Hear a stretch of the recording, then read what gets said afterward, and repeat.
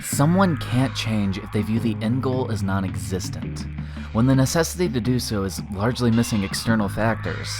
Nadeko has nothing overtly wrong with her life. It is, by all intents and purposes, tragedy-free and relatively mundane in comparison to everyone else in the cast of Monogatari. Shinobu is right on the mark in saying that she's lucky she was born cute. Thanks to that, Nadeko has been able to glide through life with no big struggle. It makes things simple, but it also leads to a state of torpor. That lack of urgency means she's forever stagnating in a shell she despises but will likely never break out of, both because she was born cute and because of human nature. Even if you hate every little minute detail about yourself, when you derive your self-worth from others and others only adore you for being the way you hate, it's gonna be pretty hard to change. No factors are pushing you towards becoming a better person. Hell, they're actively pushing against it. If Nadeko changes, she can't shirk responsibility for her actions off to someone else. She has to take accountability and risk the chance of those who only liked her because of her cuteness abandoning her for rejecting it. In the first arc we see her in, things are made easy for her because of Kanbaru doting on her and Araragi going out of his way to help her. She stood by basking in adorableness and good things happened. Where's the need for change? So bottle it up.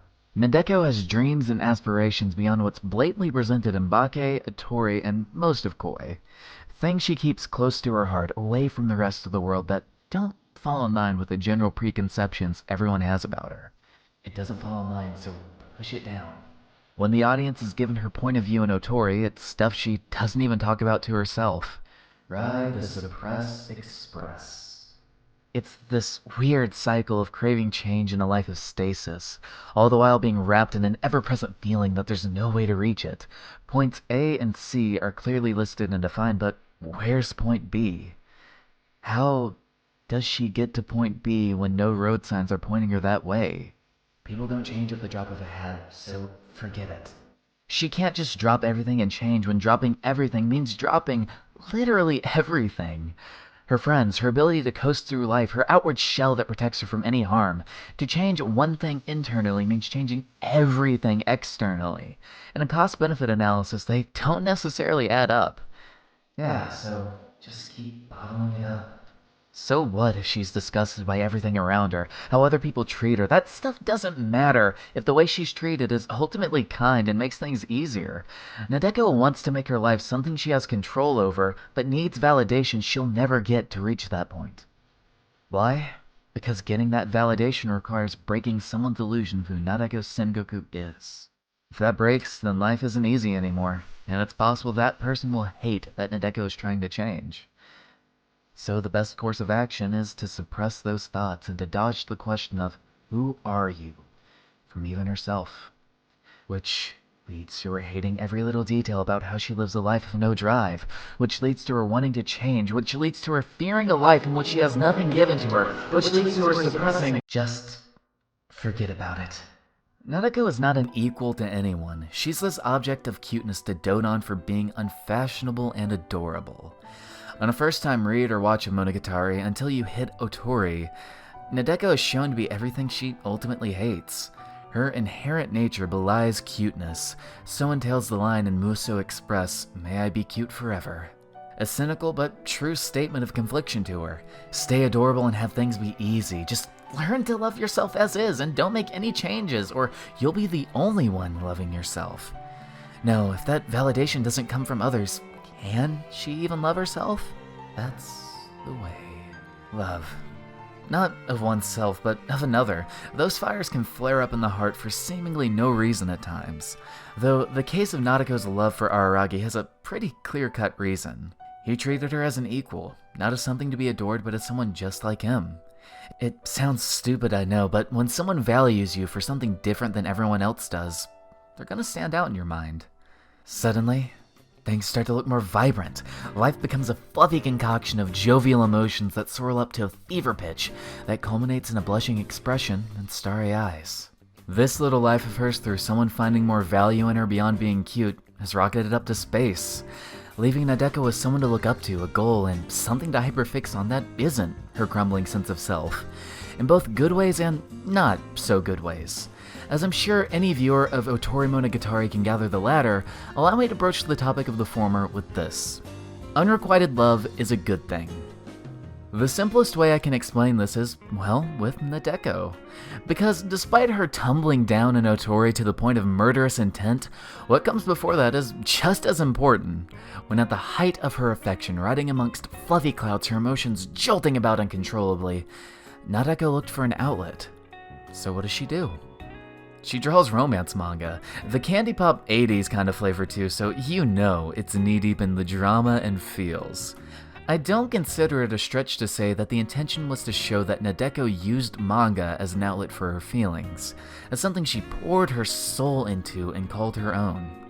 And the OP for a nice circulation, she's happily working on it day by day until suddenly she has to get those sputtering emotions out or is rubbing elbows with her own self-imposed deadline and is only now catching up in the 9th inning. Fun fact, I have the exact same process with everything I make.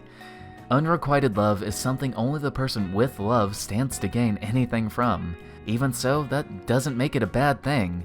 Nadeko, for instance, found something she was passionate about through it. She gets to explore those emotions and find out what it is she really wants out of a relationship, and more importantly, what she wants out of her own life. As you get older, your disillusion with both begins and you start to get more jaded. Things start to seem impossible and that puppy crush fades into the harsh reality that it's not going to happen, causing Nadeko to slowly sink back into herself. To completely contradict myself, but not really, unrequited love is not an entirely good thing. No, like literally everything else in life, it's a grayish mishmash. And while I'd argue that it's more good than bad, when you hold on to it and start to use it as a crutch, it does tend to turn sour. By the time Bake rolls around, Nadeko no longer uses it in a healthy manner. She's mined everything she stands to gain out of it and now uses it as a crutch to make her life easier. It's something I doubt she even did consciously at first, but when she rejects the advances of multiple boys at her school to pursue a love she's not even pursuing, it comes back to bite her, or should I say choke her. Anyhow, in Nadeko's introduction in the 4th arc of Bake, we're shown this. A scorned would-be lover boy curses her with a jaguarina, and that nearly takes her life. Her single-sided affection for Araragi actively harms her, and as she vehemently refuses to part with those feelings, it starts to harm Araragi as well.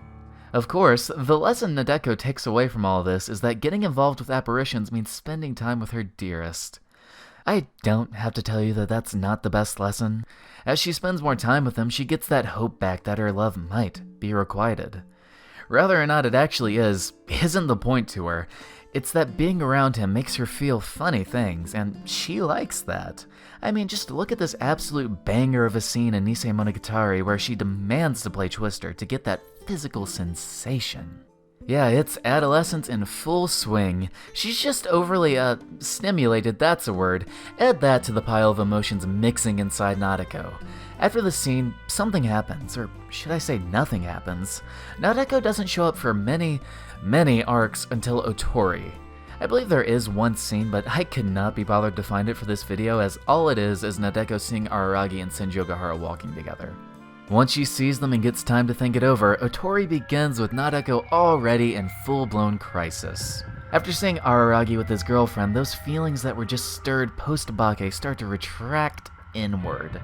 She wants a relationship with him, but not just any relationship, she wants her crutch back. He doesn't have to actually love her, she just has to have him. Here's where unrequited love turns toxic, when she starts to view Araragi as another item she deserves to have.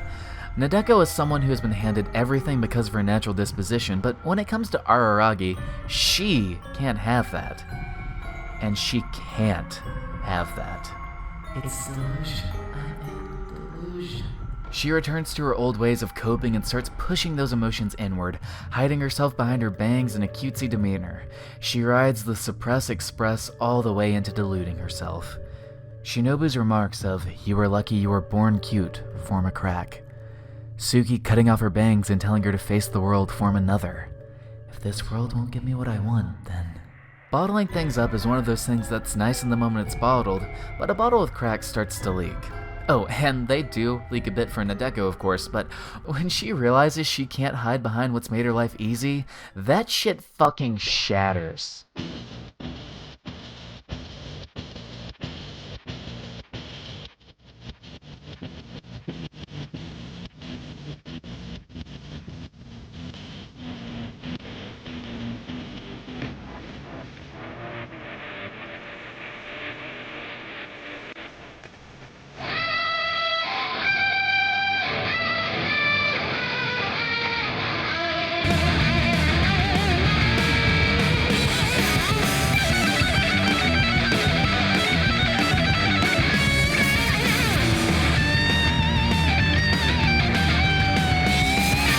All those years of pent-up emotions burst out in an eruption.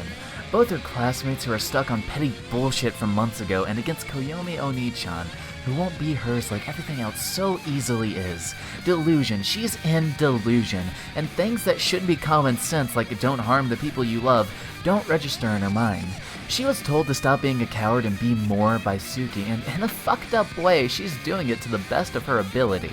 She's grasping at the fragments of what she views as a perfect life before they fade from view. Getting Araragi is now her drive. Nadeko has all the time in the world to be self-indulgent, and she's confident she'll get what she wants. What's waiting till spring? There's a reason also that Nadeko fades from the story after this. All the pieces have been set in place, and now that she's snapped, focusing on her story would be irrelevant. She's found a drive, and now she's taking it. Hence why in Koi, Nadeko is largely a delusional snake god who doesn't trust anyone. For the most part. Nadeko still hates herself, but in her mind she has to love the way she is now or risk going back to that state of self-deprecation. The spiral is reversed, but in the polar opposite extreme. She hasn't reached equilibrium. She's dived headfirst into loving herself unconditionally. A love that's about as flimsy as her actual love for Araragi, but a love nonetheless. All I'm saying is that there's a reason she's asleep in Muiso Express when she's drawing up a storm in Renai's circulation. Her floaty emotions aren't keeping her in the sky zapping down at manga pages, they're now sending her tumbling down off a cliff, as she focuses on them to the point of losing everything else in her life. In her mind, if this won't be handed to her, then it's something to pursue full stop. Nadeko's life was good, and you could absolutely call her entitled. But her story, though tinged with supernatural shenanigans, is something a lot of us fall into. Love is a precarious thing. It can both guide you and leave you stranded like the whims of a god. Regardless of which, people continue to pursue it in hopes of attaining some small bit of happiness. I'd wager all my life savings that Nishio-san's intention was that Nadeko never actually loved Araragi in the first place. Rather, she loved the idea of him, a romance with someone who treats her special. Araragi just happened to be the first person to kindle that flame for her. It could have been anyone, but because it was him, she got an unattainable goal that she could grasp at desperately. I stand by unrequited love being an inherently good thing because of that. Had she taken the time and thought about it beyond the initial scorn she felt, Nadeko would have likely realized that she can still have and express those feelings through manga. People can change at literally any time to become someone they can look at in the mirror and meet with a smile. The point of all this is to say that Nadeko got so caught up in the unreachable point B of metamorphosis to someone she can tolerate the shell of, that she didn't realize one simple truth. There is no point B. She can switch between being a snake god to a manga god at any time. It's just a matter of getting over it and becoming a better person. It won't be easy at first, but let's be real. If she gets invested in her interest and starts sharing it with other people, she's going to find friends that appreciate her for reasons that aren't superficial. She's going to explore her passions to their absolute limit and make something of herself.